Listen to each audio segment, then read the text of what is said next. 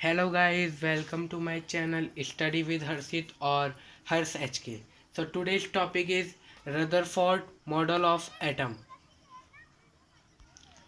So चलिए अब हम पढ़ते हैं रदरफोर्ड मॉडल के बारे में. This model explained that atom consists of nucleus which is concentrated in a very small volume. हमारा जो एटम है उसके अंदर एक न्यूक्लियस है. वो कहाँ है? वो एक छोटी सी जगह पे प्रेजेंट है. उसने बहुत छोटा सा स्पेस ले रखा है. The nucleus comprises of proton and neutron. और हमारे न्यूक्लियस क्या क्या है? प्रोटॉन और neutron. The electrons revolve around the nucleus in fixed orbits. हमें ये पता है हमारे एटम में तीन चीज़ें हैं, इलेक्ट्रॉन, न्यूट्रॉन और प्रोटॉन. न्यूक्लियस एक प्रेजेंट है जिसके अंदर हमारे प्रोटॉन और न्यूट्रॉन है. अब बचे इलेक्ट्रॉन. इलेक्ट्रॉन कहाँ है? हमारे न्यूक्लियस के अराउंड कुछ ऑर्बिट्स हैं. ये हमारा न्यूक्लियस हो गया. न्यूक्लियस के ये जो सर्कुलर ऑर्बिट है इसके अराउंड के ये हैं, ये हमारे इलेक्ट्रॉन्स हैं. Electrons and nucleus are held together by electrostatic force of attraction. जो इलेक्ट्रॉन और न्यूक्लियस है उसके बीच में कैसी इंटरेक्शन है? इलेक्ट्रोस्टैटिक. ऐसा क्यों है? इलेक्ट्रॉन हमारा नेगेटिवली चार्ज है. न्यूक्लियस में क्या क्या है? प्रोटॉन और न्यूट्रॉन. प्रोटॉन एक पॉजिटिवली चार्ज है. तो एक पॉजिटिव और एक नेगेटिव में कैसी इंटरेक्शन होती है? Electrostatic force of attraction.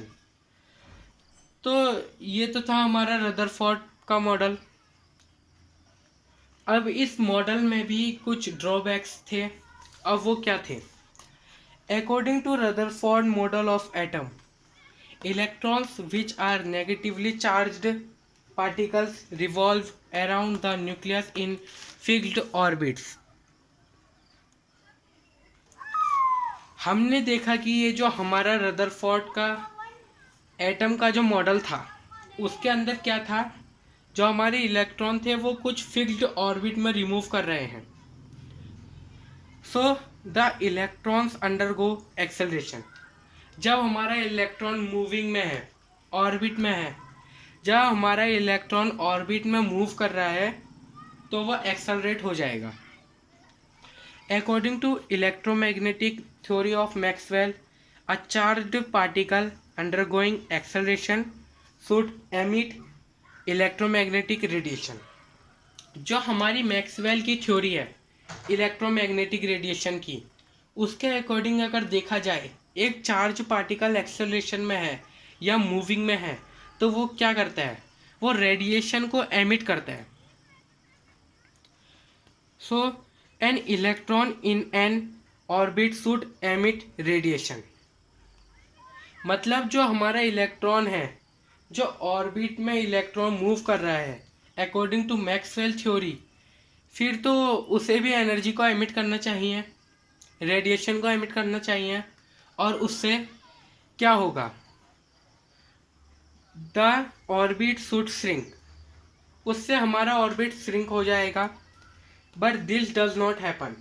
लेकिन ऐसा होता नहीं है. The model does not give any information about how electron are distributed around nucleus and what are energies of these electrons.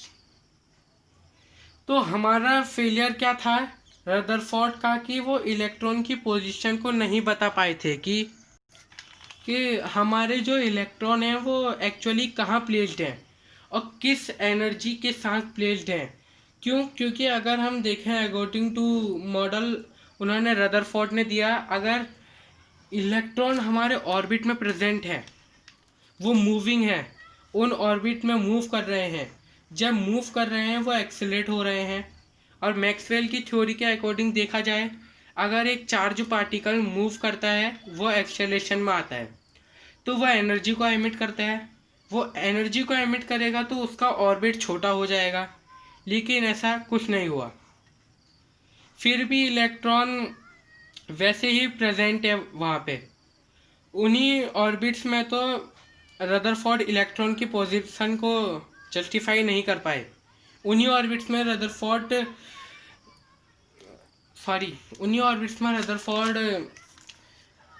Electron की पोजीशन को जस्टिफाई नहीं कर पाए, ना उसकी मूवमेंट को जस्टिफाई कर पाए और ना उसकी एनर्जी को। तो ये था हमारा रदरफोर्ड का drawback. Thank you for watching my video.